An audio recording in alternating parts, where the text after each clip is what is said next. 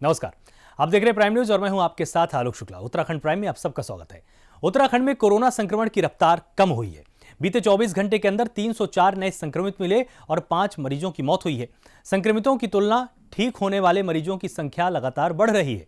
कुल संक्रमितों की संख्या 90,920 हो चुकी है और इसमें से 83,506 मरीजों ने कोरोना को मात दी है। स्वास्थ्य विभाग के आंकड़ों के मुताबिक बृहस्पतिवार को 12,075 सैंपलों की जांच रिपोर्ट निगेटिव आई। वहीं गुरुवार को देहरादून से ज्यादा नैनीताल जिले में संक्रमित मामले सामने आए। नैनीताल में सबसे ज्यादा 108 संक्रमित मरीज मिले।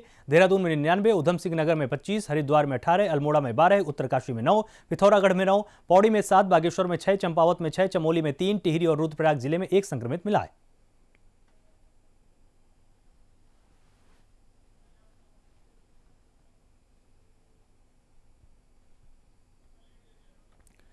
तो 83,506 मरीजों का अब तक इलाज किया जा चुका है और बहुत तेजी के साथ मरीज स्वस्थ हो रहे हैं।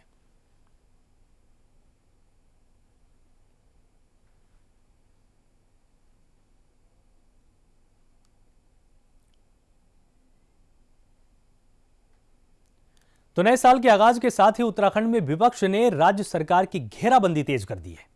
इसी के तहत कांग्रेस मुख्यालय में प्रदेश अध्यक्ष प्रीतम सिंह ने प्रेस कॉन्फ्रेंस की है और इस दौरान उन्होंने राज्य सरकार पर युवाओं की उपेक्षा का आरोप लगाया। प्रीतम सिंह का कहना है कि राज्य में डबल इंजन की सरकार बनने के बावजूद बेरोजगार युवाओं के हाथ खाली हैं। साथ ही दावा किया कि सरकार बेरोजगारी दूर करने की कोई भी कोशिश नहीं कर रही है। तो ये बड़ा आरोप लगाया सरकार पर और कहा है कि कांग्रेस ने कि युवाओं की उपेक्षा लगातार की गई है सरकार द्वारा, और यह आरोप प्रीतम सिंह ने लगाया है। राज्य के अंदर बेरोजगारी की जो दर है वो देश के अन्य राज्यों से बहुत ज़्यादा है। बेरोजगारी की दर के परिप्रेक्ष्य में उत्तराखंड राज्य नंबर 1 पायदान पर है। लेकिन सत्ता में बैठे हुए लोग जब सदन के अंदर और सदन के बाहर अपनी बात कहते हैं तो वो लगातार इस बात को कहते हैं कि हमने उत्तराखंड राज्य के अंदर बेरोजगार साथियों को रोजगार देने का काम किया है। और मैं कह सकता हूं कि आज बेरोजगार साथी सड़कों पर संघर्ष कर रहा है, वो सरकार से रोजगार मांग रहा है। और जैसा भी मनोज राव जी ने जिक्र किया, जिसमें उन्होंने नर्सिंग भर्ती के परिप्रेक्ष्य में, टीचर्स भर्ती के परिप्रेक्ष्य में और कोरोना के इस काल में जब जो है भर्तियां बहुत लंबे अंतराल के बाद खुली हैं, तो स्वाभाविक बात है आयु सीमा में भी जो है रिलैक्सेशन देना चाहिए था। लेकिन सरकार इस दिशा में कोई कार्य करती हुई दिखाई नहीं दे रही है। वो जानबूझ करके इस तरीके के नियमावली बनाने का काम कर रही है जिससे जो है लोग न्यायालय जाए और विषय अटक जाए। तुलाल कुआं के बिंदु खत्ता गांव को राजस्व गांव बनाने की मांग में अब कांग्रेस भी उतर गई है। इसी कड़ी में कांग्रेस के एससी विभाग के जिलाध्यक्ष इंद्रपाल आर्य ने प्रेस कॉन्फ्रेंस की और इस दौरान उन्होंने बीजेपी को चुनाव में किया वादा याद दिलाते हुए कहा कि चुनाव के वक्त बीजेपी ने बिंदु खत्ता गांव को राजस्व गांव बनाने का वादा किया था, लेकिन 3.5 साल गुजर जाने के बाद भी गांव को लेकर बीजेपी ने अपना वादा पूरा नहीं किया।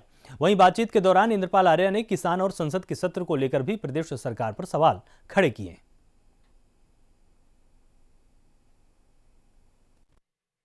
ये डबल इंजन सरकार में और कई दिनों से बिंदु खत्ता में एक राजस्व की मांग को लेकर लड़ाई ले रहे हैं। वैसी ये गोलाबार क्षेत्र है बागजाला, इसमें भी हम राजस्व की लड़ाई ले रहे हैं। लेकिन ये डबल इंजन सरकार ने केवल खाली झूठे वादे करे और केवल जुमलेबाजी की सरकार रही। इन्होंने कहीं पर भी कोई काम नहीं करे और जो लोग ये मांग रहे हैं, आज मांग कर रहे हैं तो लगातार मांग कर रहे हैं, लेकिन इन लोगों के उसमें कोई भी जुर्मी इन कानून में नहीं बदली है, केवल अपने जुल्मबाजी में मगन है। मैं यही कहना चाहता हूँ कि इन 4.5 सालों में कहीं पर भी कोई एक भी पत्थर तो नहीं लगा है अपने कार्यकाल में। देखो, पूर्व सरकार ने एक वालापार में अंतर्राष्ट्रीय बस अड्डा का निर्माण किया था, जिसमें कई 2600 पेड़ भी कट गए और कितने करोड़ रुपए इसमें खर्च भी किए गए थे। लेकिन ये सरकार आते हुए इन लोगों ने वो बस अड्डे को भी हटा दिया। मतलब एक निर्माण कार्य पूर्व सरकार ने जो अपनी योजना रखी थी, जिसे काम सुचारू रूप से चल रहा था, और इनकी सरकार आते हुए वो काम तक इन लोगों ने हटा दिया। बताओ, ऐसी तो सरकार की नीति है। यह डबल इंजन की सरकार जो है बिल्कुल फेल हुई है।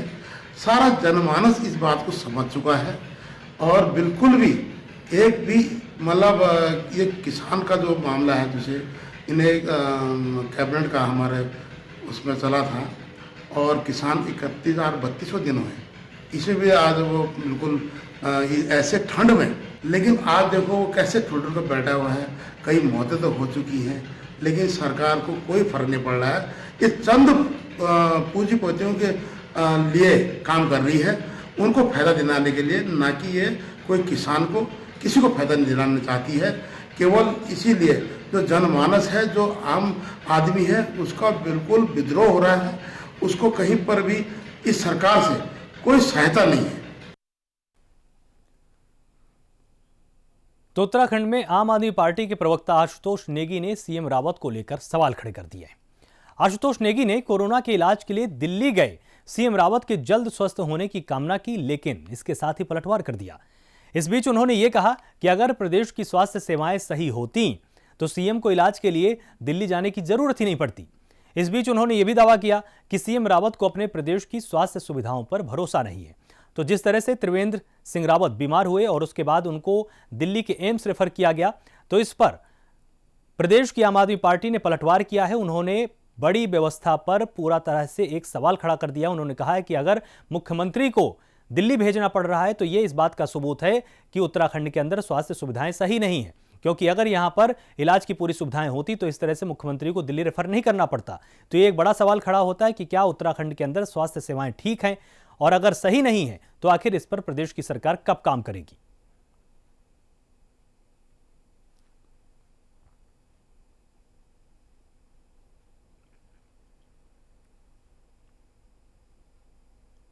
तो यहां पर आम आदमी पार्टी ने पलटवार किया है और यह कहा है कि मुख्यमंत्री को ही प्रदेश की स्वास्थ्य सेवाओं पर भरोसा नहीं है, क्योंकि यहां पर भी इलाज किया जा सकता था लेकिन वो दिल्ली के एम्स गए हैं। इसका मतलब है कि मुख्यमंत्री खुद जानते हैं कि यहां की स्वास्थ्य सुविधाएं ठीक नहीं है। और इससे एक बड़ा प्रश्न यह भी खड़ा होता है कि क्या प्रदेश के अंदर स्वास्थ्य सुविधाएं पूरी समुचित हैं या नहीं है।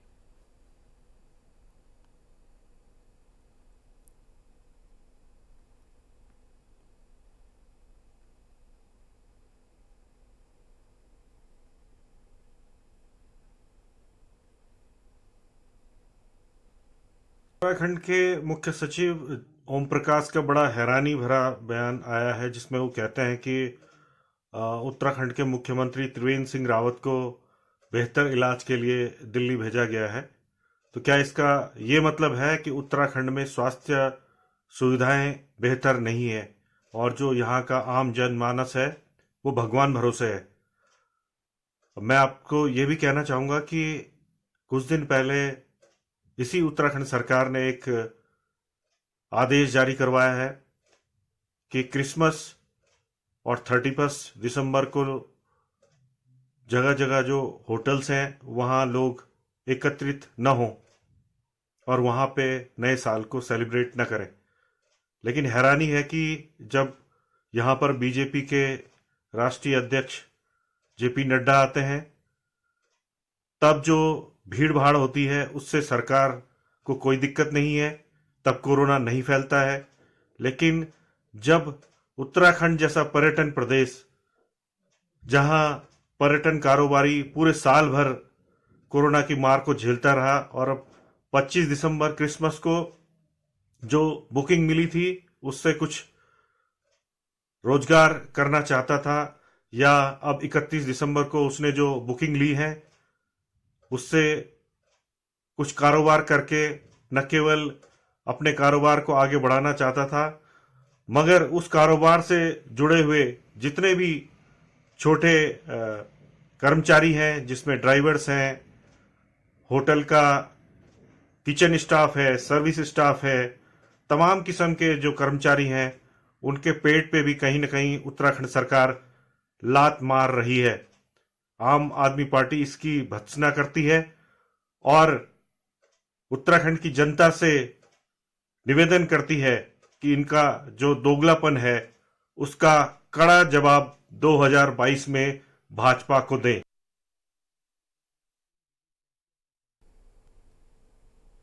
वक्त एक छोटे से ब्रेक का है, जल्द हाजिर होते हैं।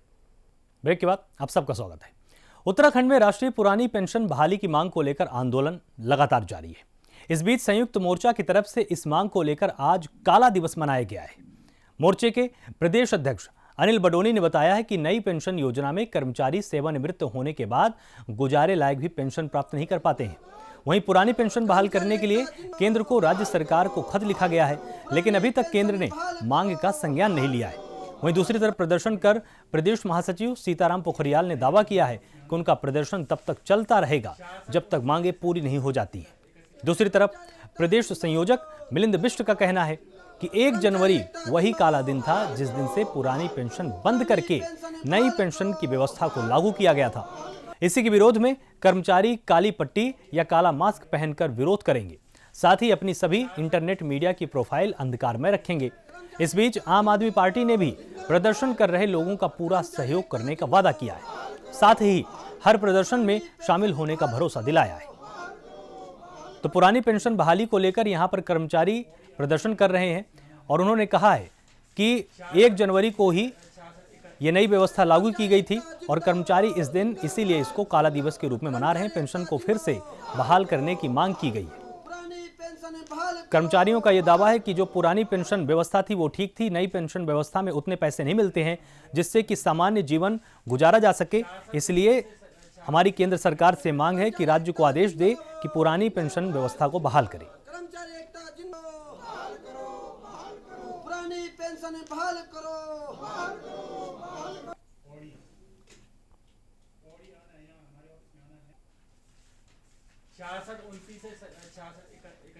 कर्मचारी एकता जिंदाबाद जिंदाबाद जिंदाबाद। कर्मचारी एकता जिंदाबाद बहाल करो बहाल करो। पुरानी पेंशन बहाल करो।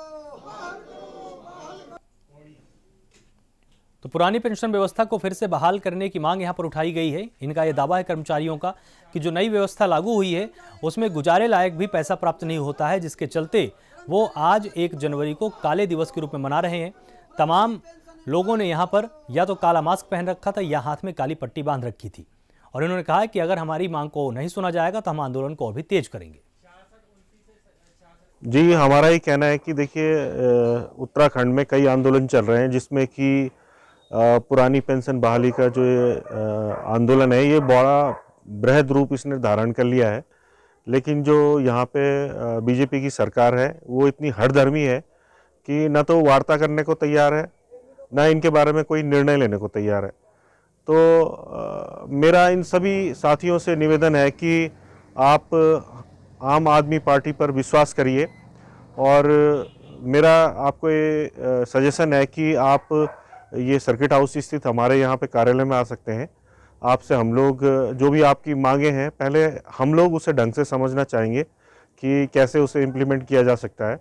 संयुक्त मोर्चा के राष्ट्रीय नेतृत्व के क्रम में आह्वान पर आज पूरे देश में 68 लाख कर्मचारी और 78,000 कर्मचारी राज्य में काला दिवस मना रहे हैं। समस्त कर्मचारियों से मेरा अपील है, अनुरोध है कि 3 से 6 ट्विटर पर भी आज अभियान जारी रखें।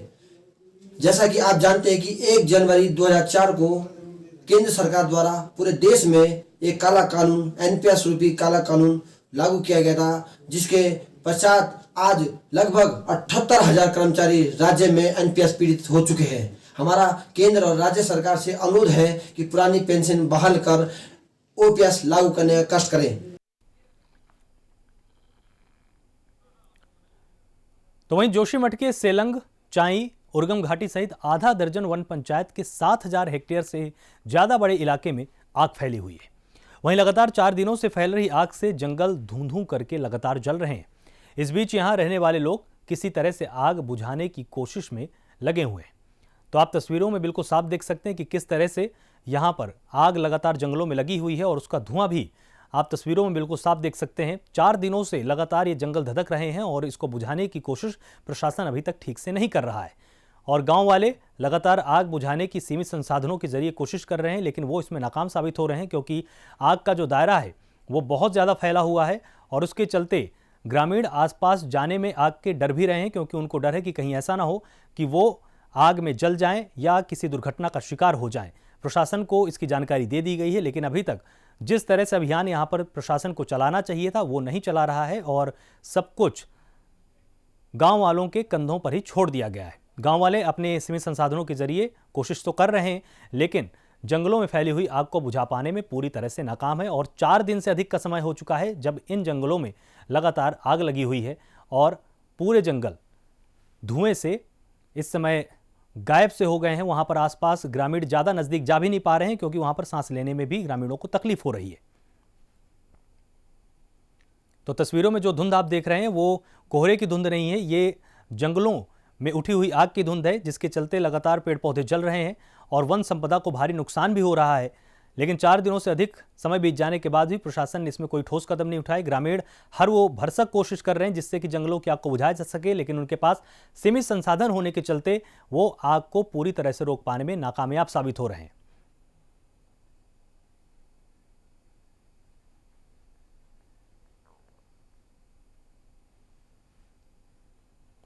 साथ ही गांव वालों के सामने यह भी समस्या आ रही है कि धुएं के चलते वो आग के ज़्यादा नज़दीक भी नहीं जा पा रहे हैं। साथ ही उनको पानी वहां तक ले जाने में समस्या आ रही है कि वो किसी तरह से उसको रोक पाने में नाकाम साबित हो रहे हैं। अगर इसमें प्रशासन ठोस कदम उठाए तो इसमें ज़्यादा अच्छे से कार्रवाई हो सकती है, लेकिन अभी तक प्रशासन इसमें पूरी तरह से आग में काबू पाने में नाकामयाब साबित हो रहा है। और 4 दिन से अधिक का समय हो चुका है कि जंगलों में लगातार आग लगी हुई है और गाँव वाले ही आग बुझाने की कोशिश में जुटे हुए हैं।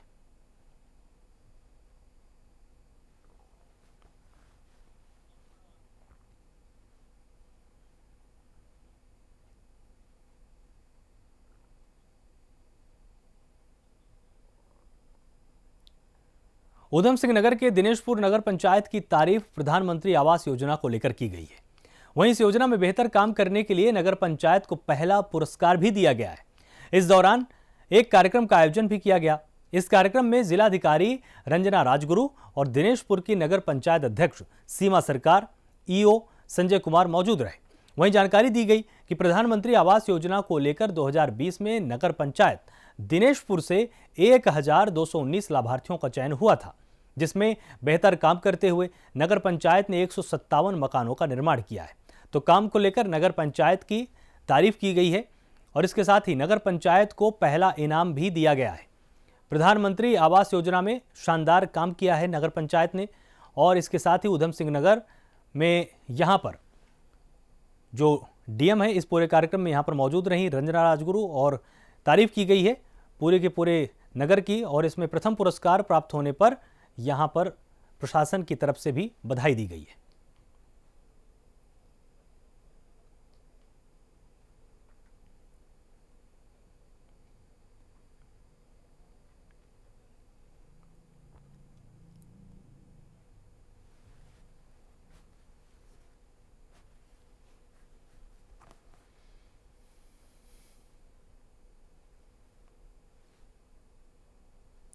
तो प्रधानमंत्री आवास योजना में शानदार काम किया है नगर पंचायत ने और उसके चलते काम की तारीफ भी हुई है और नगर पंचायत की तारीफ के साथ ही इसको पहला पुरस्कार भी दिया गया है।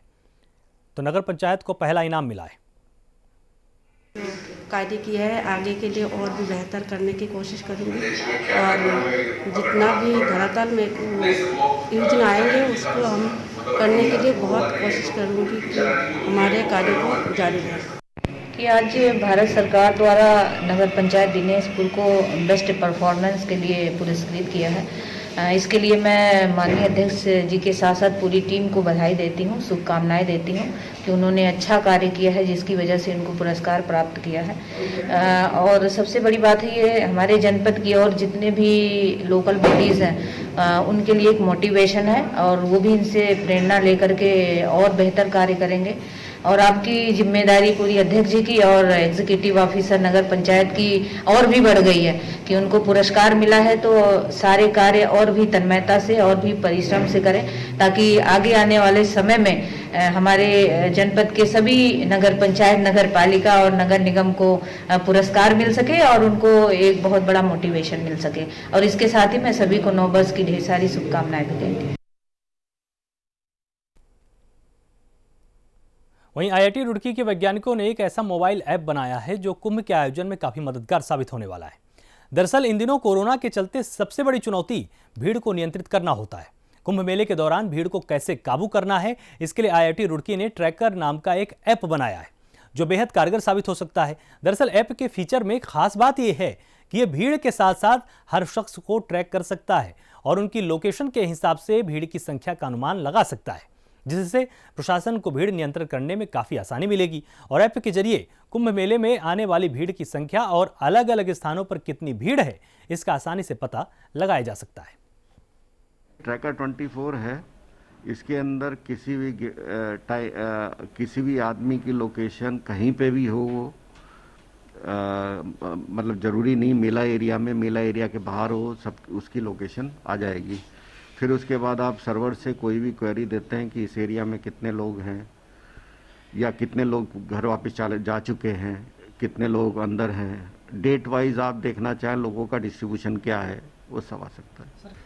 कुंभ में देखिए स्पेशली आदमियों का मैनेजमेंट करना है, कौन कहाँ पे जाएगा और किसी भी टाइम पे कितने लोग कहाँ पे हो सकते हैं।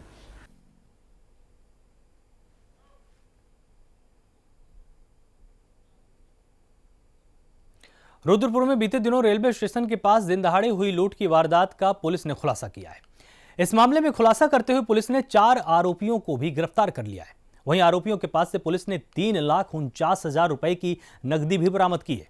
पुलिस के मुताबिक बीती 23 दिसंबर को आरोपियों ने रुद्रपुर रेलवे स्टेशन के पास लूट की वारदात को अंजाम दिया था और radiant cash management service private limited के कर्मचारी सचिन शर्मा से बंदूक के बल पर 5,35,000 रुपए छीने थे।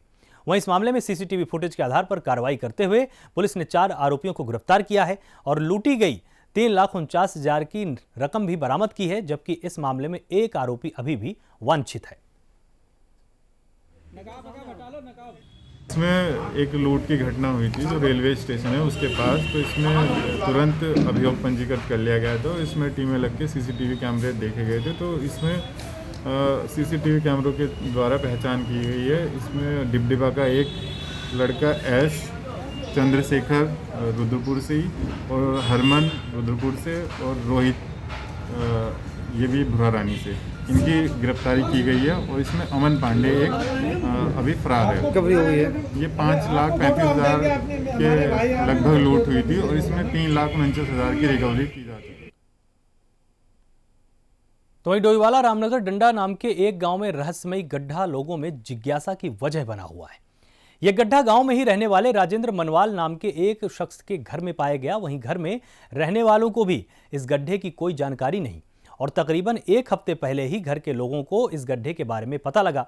वहीं मामले की जानकारी मिलने के बाद अधिकारियों ने भी मौके पर पहुंचकर मुआयना किया और इस मामले में एसडीएम लक्ष्मीराज चौहान का कहना है कि गड्ढे की गहराई तकरीबन 30 फीट से ज्यादा है, लेकिन गड्ढे के पीछे की वजह क्या है यह अभी तक साफ नहीं हुई है। फिलहाल इस मामले की जांच लगातार चल रही है। ये रामनगर डांडा गांव में अभी कुछ टाइम पहले कंस्ट्रक्शन वर्क चल रहा था, तो कंस्ट्रक्शन मटेरियल ले जाते हुए ट्रक का टायर धंस गया था, जो बाद में ट्रक निकालते समय पता चला कि यहाँ पे गड्ढा हो गया है, काफ़ी गहरा गड्ढा है। इसी गहराई का भी एग्जैक्ट अनुमान नहीं लगाया जा सका है। जो संबंधित विभाग है इनके द्वारा यहाँ से कार्रवाई की जा रही है और गड्ढा बहुत गहरा है, तो जो यहाँ स्थानीय लोग हैं और जो आसपास से लोग आ रहे हैं उनसे पुलिस प्रशासन निवेदन करता है कि इससे दूर रहें ताकि किसी भी दुर्घटना से बचा जा सके। और जो विभाग हैं, जो इसके लिए उत्तरदायी विभाग हैं, वो अपना कार्य कर रहे हैं। कुछ ये जो गड्ढा बना है ये कुछ असामान्य स्थिति तो लग रही है। इसी के संबंध में आज हमारी जीएसआई के एक्सपर्ट भी आए थे और हमारे अपने स्टेट गवर्नमेंट के जियोलॉजिस्ट आए थे, पीडब्ल्यूडी के एक्शन आए थे। हम लोगों ने यहाँ पे देखा, तो इनका ये कहना है कि अभी एक बार इसमें और देखने की ज़रूरत है कैमरा लगा के। तो कल ये कैमरा लगा के हमारे जो ट्यूबवेल के लोग हैं वो भी आएंगे, ये कैमरा लगा के देखा जाएगा, फिर जो भी इनका निष्कर्ष होगा उसके अनुसार फिर आगे की कार्रवाई। फिलहाल उत्तराखंड प्राइम में सिर्फ इतना ही। आप लगातार जुड़े रहिए प्राइम न्यूज के साथ। नमस्कार।